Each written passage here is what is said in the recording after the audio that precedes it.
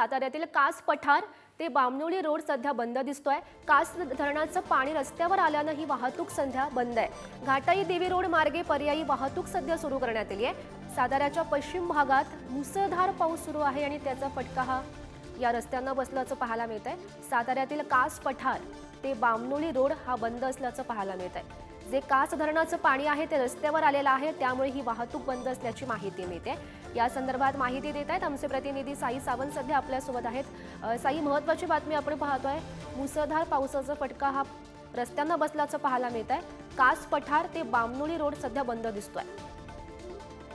नक्कीच गौरी, साताऱ्याच्या पश्चिम भागामध्ये गेल्या 2 दिवसांपासून धुव्वाधार पाऊस पडत आहे आणि अशातच कास परिसरात असणाऱ्या संपूर्ण भागामध्ये जोरदार पाऊस पडत असल्याने कास धरणाची पाणी पातळीमध्ये देखील मोठ्या प्रमाणात वाढ झालेली आहे आणि यामध्येच कास धरणाचं पाणी रस्त्यावर आल्याने कास ते बामणोली हा रस्ता आता पूर्णपणे वाहतुकीसाठी बंद करण्यात आलेला आहे आणि प्रशासनाने देखील आता कास पठारच्या अलीकडूनच असणारा जो घाटाई देवी मंदिर रोड आहे तिथून ते बामणोली पर्यंत हा पर्यायी मार्ग सुरू केलेला आहे। गौरी, हो, नक्कीच साई, धन्यवाद दिलेल्या सविस्तर माहितीसाठी।